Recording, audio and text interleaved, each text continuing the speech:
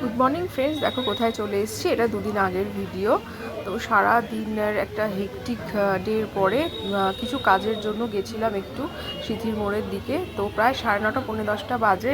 ভীষণভাবে চা খেতে ইচ্ছা হলো, কারণ সন্ধেবেলা চাটা খাওয়া হয়নি, প্রচুর কাজ ছিল। অফিস থেকে ফিরেও আর কি বাড়িতে বসা হয়নি, চা খাওয়া হয়নি, সেই কারণে চলে এসেছি এই যে মিলেনিয়ার চায়ওয়ালাতে। অনেকেই চেনো হয়তো। আর আমার মুখ চোখের অবস্থা দেখেছো, পুরো একদম পুরো ট্যান হয়ে সারাদিন ঘুরে ভীষণ ক্লান্ত ছিলাম। তো সেই কারণেই চাটা খাওয়া, দুটো চায়ের অর্ডার করেছিলাম, এলাইচি চায়। আর বেশ এই ভাঁড়ে দেয় বলে আমার ভীষণ ভালো লাগে ব্যাপারটা। তো এই চাটা না একটু ঠান্ডা ছিল, তো সেই কারণে একটা চা আবার ফেরত দিয়ে বললাম গরম করে দিতে, কারণ আমি হালকা ঠান্ডাই খাই। তো আমার হাজব্যান্ডের জন্য বললাম একদম গরম করে দিতে, ওরা আবার গরম করার জন্য নিয়ে নিল। তো আমি এখানে আরাম করে আয়েশ করে একটু চা খাচ্ছিলাম। অনেকটাই রাত হয়ে গেছিলো, বাড়িতে তাতেই ফিরতে হবে। আর বাচ্চাদের জন্য একটু ভাবলাম ফিশ অ্যান্ড চিপস নিয়ে নেবো।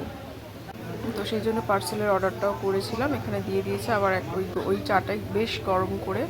তো দেখো আমার হাজব্যান্ডের মুখ চোখ, ও চা খেয়ে একদম হেভি ব্যাপার।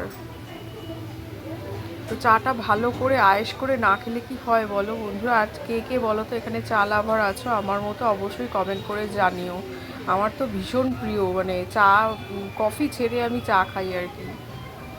এখানে পেমেন্ট করে দিলাম, দিয়ে এবার পার্সেলের দেখো ওখানে পার্সেল দিয়ে দিয়েছে অলরেডি, হয়ে গেল নেয়া। তো ভিডিওটা কেমন লাগলো অবশ্যই জানিও। আর কে কে আমার মতো চা লাভার আছে অবশ্যই কমেন্ট করে জানিও। ভিডিওটা ভালো লাগলে অবশ্যই লাইক কমেন্ট শেয়ার করে দিও, আর পেজটাকে ফলো করে দিও। আমি সুদীপ্তা, সুদীস ব্লগস থেকে তোমাদের সাথে এই ভিডিওটা শেয়ার করলাম। আজকের মতো টাটা, চলো বাই।